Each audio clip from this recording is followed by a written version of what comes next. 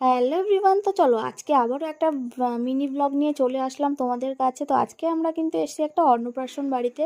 আর আজকে ছিল এই গুলুমুলুটার অন্নপ্রাশন। এটা হলো আমার বরের বন্ধুর ছেলে। তো যাই হোক, বেশি দূরে না, আমাদের ঘরের পাশেই ঘর।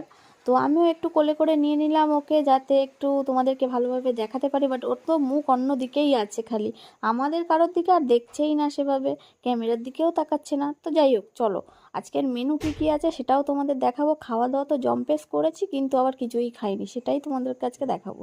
তো যাই হোক, প্যান্ডেল কিন্তু বেশ ভালোই হয়েছিল। খোলামেলা রোদ আসছিল শীতের সময়, তার ওপরে আবার ছাতা ছিল সবার মাথার ওপর একটা করে। তো দেখো, প্রথমেই নুন লেবু দিয়ে দিয়ে আমাদের ভাত দিয়ে দিল। আমাদের আজকে অন্নপ্রাশন, যার তারই বাবা। তো চলো, তারপর আমাদের কিন্তু ঝুরো ঝুরো করে আলু ভাজা দিয়ে দিল।